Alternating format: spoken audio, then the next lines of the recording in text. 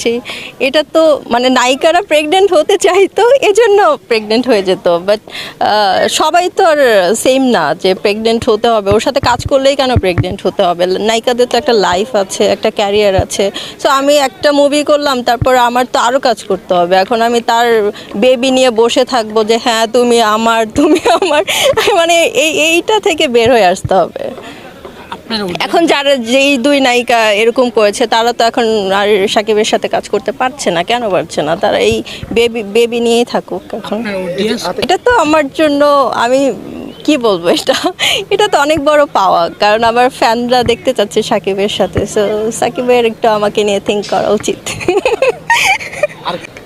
হ্যাঁ, আমি আপনার সাথে কাজ করতে চাই। সো কেন, এটার রস করার কি আছে? হ্যাঁ, আমি যে অফার পেলে অবশ্যই আমি আপনার সাথে কাজ করব, কেন নয়, সবাই করতে চায়, কারণ আপনার মতো এত সুন্দর হিরো বাংলাদেশে নাই।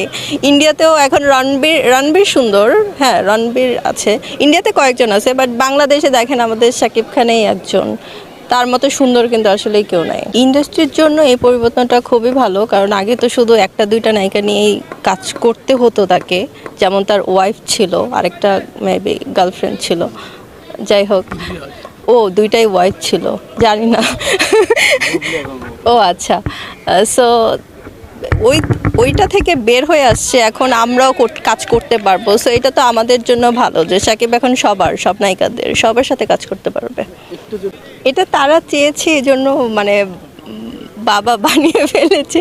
এটা যার যার ব্যক্তিগত ব্যাপার, আমি বলবো। এখন কেউ যদি প্রেগনেন্ট হতে চায় তাহলে তো আপনি আর আমি আটকাতে পারবো না, তাই না? সো এটা তাদের থিওরি, তারা কি চায় এটা তাদের ব্যাপার।